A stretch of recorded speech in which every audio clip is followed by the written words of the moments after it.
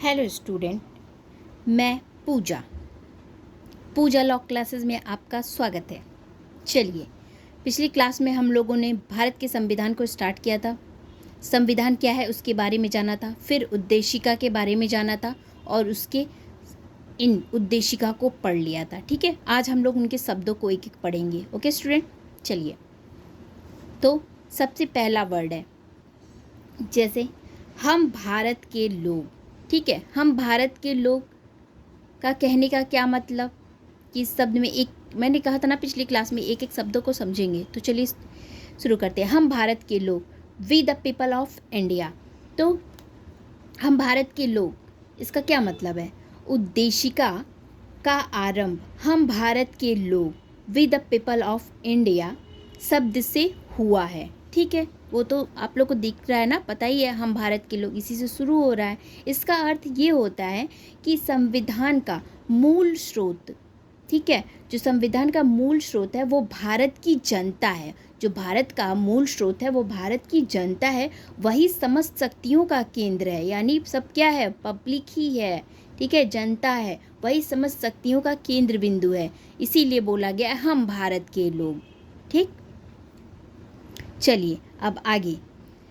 भारत को एक संपूर्ण प्रभुत्व संपन्न, यानी ये शब्द को समझते हैं, संपूर्ण प्रभुत्व संपन्न। इसका क्या मतलब है?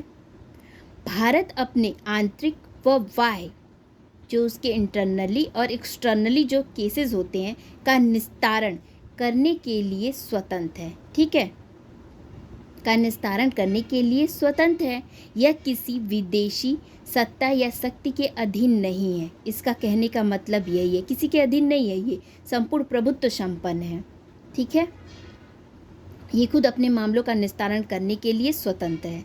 चलिए, अब इसे जो है संपूर्ण प्रभुत्व संपन्न, ये 1-2 जो लिखा रहता है इस पे ब्रैकेट में करके 1, तो ये इसका मतलब होता है कि नीचे दिया रहता है कि कब इसको जोड़ा गया। बेयर एक्ट में जो है इसका 1 का मतलब नीचे आके देखिए 1 पॉइंट पे है, इसे किस संविधान संशोधन के द्वारा जोड़ा है उसके बारे में बताया रहता है नीचे। तो इसे जो है 42वें संविधान संशोधन 1976 के द्वारा, 1976 के द्वारा जोड़ा गया। ठीक है, ओके। प्रस्तावना में क्या किया गया?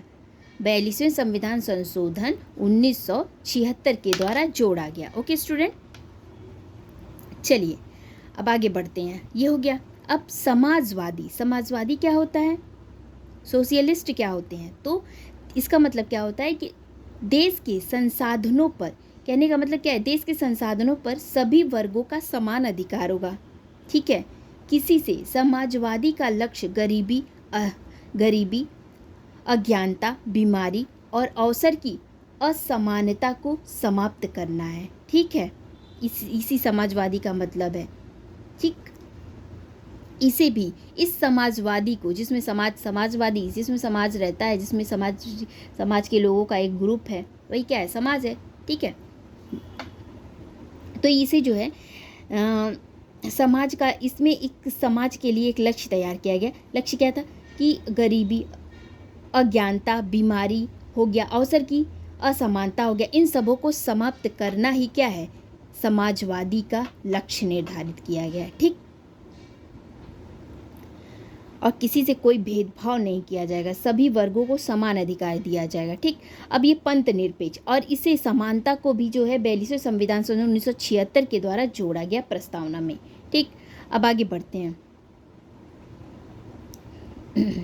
इसे पंथ निरपेक्ष क्या है? पंथ निरपेक्ष भारत का अपना कोई, कहने का मतलब पंथ निरपेक्ष शब्द जोड़ा गया, ये भी 42वें संविधान संशोधन 1976 के द्वारा जोड़ा गया। ठीक है, भारत का अपना, कहने का मतलब पंथ निरपेक्ष का मतलब ये होता है कि भारत का अपना कोई विशेष धर्म नहीं होगा। इसके लिए जो है सभी धर्म इक्वल होंगे, सभी धर्म क्या होंगे? समान होंगे।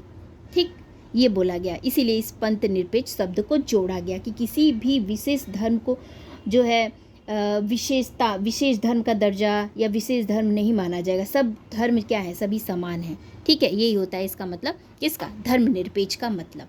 अब चलिए, लोकतंत्र, अब आ जाते हैं किस पे? लोकतंत्रात्मक गणराज्य। तो लोकतंत्र क्या होता है, डेमोक्रेसी क्या होती है, तो लोकतंत्र से तात्पर्य होता है लोगों का तंत्र अर्थात जनता का शासन। लोगों का तंत्र ही क्या है, लोकतंत्र है। लोगों का तंत्र या जनता का शासन कह सकते हो। अब्राहम लिंकन के अनुसार जो है लोकतंत्रात्मक शासन जनता का, जनता के लिए और जनता के द्वारा स्थापित शासन होता है। किसके द्वारा, किसके अनुसार, ये इन्होंने बोला अब्राहम लिंकन के द्वारा एक डिफिनीशन है, इन्होंने एक कथन बताया। क्या बताया, लोकतंत्रात्मक शासन जनता का, जनता के लिए, जनता के द्वारा स्थापित शासन होता है। ठीक है, ओके स्टूडेंट। तो आप लोग ऊपर से समझते चल रहे हैं ना, ठीक है, एक एक शब्द क्लियर तो हो रहे हैं। मैसेज कमेंट के द्वारा आप लोग बता सकते हैं। ओके स्टूडेंट, चलिए अब चलिए पढ़ते हैं। ये मैंने पेज भी रखा हुआ है, अगर कोई चीज़ लगी तो आप लोग नोट्स बनाते चलिएगा, ठीक है।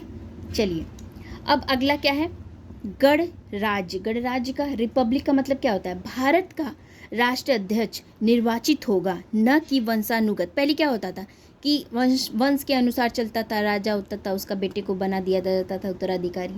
तो ऐसा नहीं, गणतंत्र का मतलब होता है कि भारत का राष्ट्रीय अध्यक्ष निर्वाचित होगा, ना कि क्या होगा, ना कि वंशानुगत होगा। ठीक है, समझ रहे हैं, वो निर्वाचित किया जाएगा।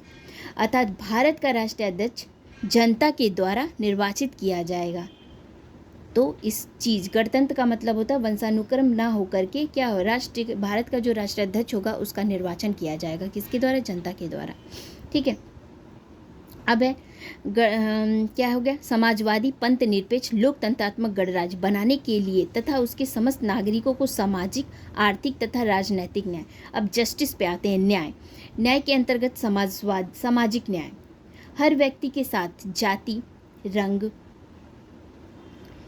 रंग, भेद, लिंग इत्यादि के आधार पर बिना भेदभाव के किए समान व्यवहार किया जाएगा। बस इसका मतलब यही है। आर्थिक पे आते हैं, आर्थिक न्याय, आर्थिक विषमताएं दूर होंगी, आर्थिक कारणों के आधार पर किसी भी व्यक्ति से भेदभाव नहीं किया जाएगा। ठीक है, जैसे कल्याणकारी सहायताएं देना, ये सब किसके अंतर्गत आए, आर्थिक न्याय के अंतर्गत आएंगे। अब राजनीतिक न्याय के अंतर्गत सभी नागरिक प्रत्येक चुनाव लड़ सकेंगे और प्रत्येक को मताधिकार यानी मत देने का अधिकार भी होगा। ठीक है, अब ये हो गया न्याय। विचार, अभिव्यक्ति, विश्वास, धर्म और उपासना की स्वतंत्रता। आप स्वतंत्रता पे आ जाएंगे तो ये सब क्या है, स्वतंत्रता किस प्रकार की होंगी, तो ये स्वतंत्रताएं विचार, अभिव्यक्ति, विश्वास और धर्म और उपासना को की स्वतंत्रता के बारे में इस प्रस्तावना में बताया गया। पूछ सकते हैं कि जो है प्रस्तावना में हमारे भारत के संविधान की उद्देशिका में किस प्रकार की स्वतंत्रताओं को, किस तरह की स्वतंत्रताओं को जो है बताया गया है, तो विचार, अभिव्यक्ति, विश्वास, धर्म और उपासना की स्वतंत्रता को बताया गया है। ठीक है, आगे बढ़ते हैं। प्रतिष्ठा और अवसर की समता, समानता, समता का मतलब समानता होता है, इक्वेलिटी होती है। प्रस्तावना में दो प्रकार की समानता की बात की गई। कितने प्रकार की, दो प्रकार की। ठीक है, दो प्रकार की समानता की बात, एक प्रतिष्ठा और दूसरा अवसर। ठीक है, अवसर की समता।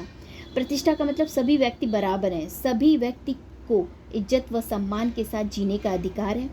और अवसर की समता, अवसर का अवसर, सबको जो है विकास का समान अवसर मिलेगा। ठीक है, तो ये हो गया आप लोग का, कहाँ तक, यहाँ तक हो गया। ठीक है स्टूडेंट, अब नेक्स्ट क्लास में पढ़ें इसको कि आगे करें।